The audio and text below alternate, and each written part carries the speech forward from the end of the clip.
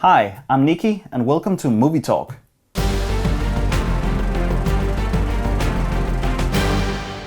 In this episode, I will talk about movies on physical media versus online streaming.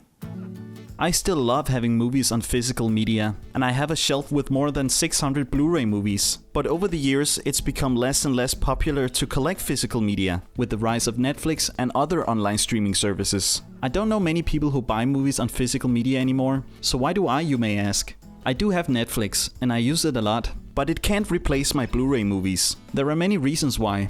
First of all, depending on which country you live in, there's usually somewhere between 2,000 and 6,000 titles in the Netflix library. It's a lot, but it's not much if you count how many titles actually exist. I would say 8 out of 10 times I search for a specific movie, it's not there. Another big reason for me to favor physical media is that the video and audio quality are better on Blu-ray, since the bitrate is higher. Most Blu-ray releases also have special features like behind-the-scenes documentaries. I really enjoy watching special features, but Netflix on the other hand doesn't have any, not yet at least. So that's another reason why I favor physical media. But that doesn't mean that physical media is perfect in any way. There are many pros and cons, so let's take a look at some of them. First of all, I should say that I love having physical movies that I can put on my shelf. I love that I can take a movie out and look at the cover or lend it to a friend. You don't own any of the movies you see on Netflix. And if you buy a movie digitally on iTunes, for example, even though you actually download the movie, to me it doesn't feel like owning it. It's just a file on the computer. I want to have it physically in my hand with a nice cover for it. When I want to watch a movie, I also like to browse through my shelf instead of just browsing on the TV screen. It might be a nostalgia thing. When I was a kid in the 90s, Friday night was the highlight of the week, where I would go to the local Blockbuster and rent a movie and buy candy. And it could easily take an hour before I decided which movie to pick. I could only pick one movie, and this was before the internet. There was no way of knowing if a movie was good or not, unless you heard it from a friend or something. But usually, I just looked at the cover and read the description and decided this way. The Blockbuster stores are long gone. Nowadays, you just rent a movie from home or use Netflix. And that's one of the wonderful things about Netflix. If you don't like a movie, you just put on another one. Hell, you can watch 1,000 movies and it's still the same subscription price. That's pretty nice. Now let's talk about the Blu-ray cases. For some reason, there are two kinds of Blu-ray cases. A thick one and a slim one. I never understood why there are two standards. DVD only had one. Some of the slim cases even have this extra thing to lock it. Why is that necessary? The case shuts just fine without it. A lot of Blu-ray movies also come with cardboard slipcovers. What do I need this for? I want to be able to take out a movie from a case easily, without removing a piece of cardboard first. Besides, the slipcover usually has the same pictures on it as the Blu-ray case underneath it. So what's the point? I always throw them out. My version of the Da Vinci Code also has a slipcover, but this one I can't throw out, since it's holding the rest of the packaging together. But I'm not done talking about stupid packaging. This is Game of Thrones Season 3 on Blu-ray. First there is a plastic slipcover that's been glued to a piece of cardboard. Okay. Then there's a thick cardboard sleeve underneath it, with nothing interesting on it. And inside that, there's the Blu-ray case. This is Season 4, and it's the same stupid packaging. Why would I want to keep all this? The cardboard sleeve doesn't even have any interesting artwork on it. The front says Valar Morghulis, and the backside just has a small picture of the Iron Throne. The cardboard sleeve of Season 6 at least has a nice 3D picture on it of the Hall of Faces. But still, why do so many Blu-rays have so much packaging? When I'm done watching an episode of Game of Thrones, I'm not gonna put all this back together. This is House of Cards on Blu-ray, and it also has a cardboard sleeve. But I can't throw this out just like the Da Vinci Code movie, because it holds the whole packaging together. The discs are inside a piece of cardboard that you fold out, which is quite an annoying design, and it's hard to get the discs out. And look, the cardboard breaks easily. I have the first 3 seasons, and they all have stupid packaging like that. And why does the 3rd season have this weird flap on the sleeve? Can I take it off? Yes I can, but then I remove all the info. At least the Game of Thrones seasons have standard plastic Blu-ray cases underneath it all, and it's easy to get the discs out.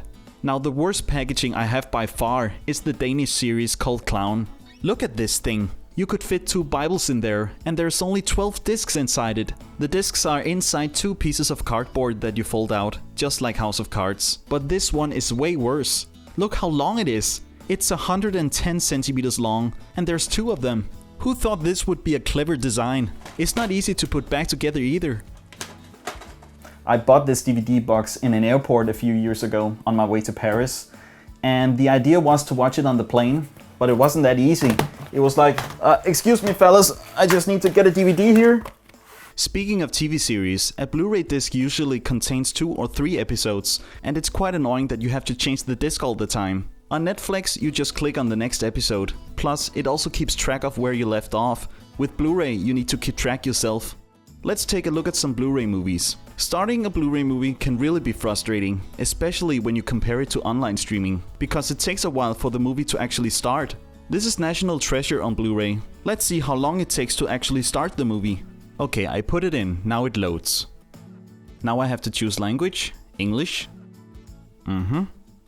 Depending on the capabilities of your player, you may experience delays of... yeah, whatever. Can I skip this? No. Then we get the classic warning, telling us not to copy the disc and stuff like that. And why do so many Blu-ray movies threaten you with imprisonment and fines when you put on a movie? I get that the studios are trying to fight piracy, but a warning from the FBI seems a bit extreme. Imagine if books had warnings like that. Okay, then we get another screen. Can I skip this? No?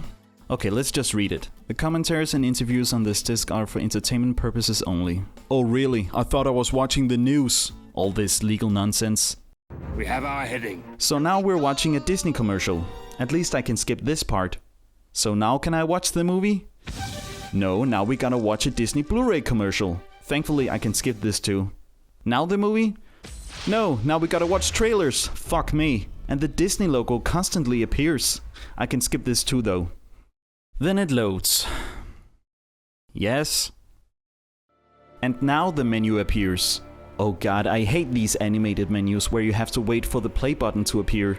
It looks nice, but it's still tedious to wait for the play button to appear, and you have to watch this every time you put on the movie. So now I press play, and now we have to wait for another animation.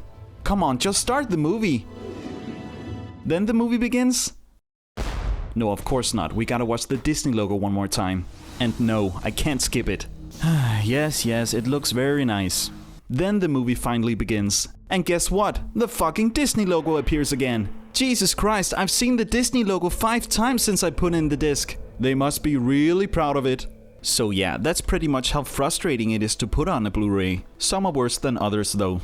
But when you're using Netflix, you just press play and the movie actually starts. There are no warnings, no commercials, no trailers, no menus, and you don't have to watch the production logo 5 times. The movie just starts. That's a wonderful thing about Netflix. Now let's talk more about the Blu-ray menus.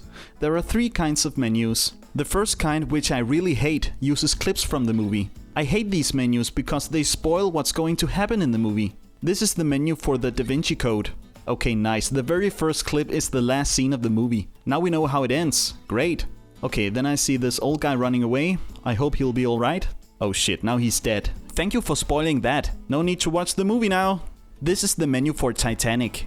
Now just imagine you've never seen the movie and you know nothing about the actual event. The menu practically spoiled the whole movie. We see Jack and Rose board the Titanic, the ship sails, Jack and Rose fall in love and they end up together. The ship hits the iceberg, Rose's fiancé tries to kill them, and we actually see the Titanic sinking. What the hell? They pretty much summarized the whole movie. The menus might as well spoil twist endings. I guess this could be the Blu-ray menu for Star Wars. I am your father. No! Trailers also sometimes spoil a lot from a movie. But at least you can choose not to watch a trailer if you want to know nothing about the movie you're going to watch, but you can't avoid watching a menu when you put on a Blu-ray movie. Anyway, that was the first category of menus. The second one, which I don't mind too much, is still an animated menu, but it doesn't use clips from the movie. This is the menu for The Hobbit: An Unexpected Journey. This shot is not part of the movie. It's something they shot specifically for the menu. It's nice and it doesn't spoil anything. The only thing I hate about these menus is that you still need to wait for the play button to appear. Then there's the third category of menus, which is my favorite. There's no animation whatsoever, the menu is just a still photo, and the play button is there right away. Perfect. But unfortunately, most Blu-ray movies I have don't have menus like that. It's usually category 1 and 2. So there are many pros and cons of both physical media and online streaming. I favor physical media, and it is the best choice if you want to have the best video and audio experience. But I will admit that online streaming is the way of the future. But for now, I'll keep my Blu-ray collection.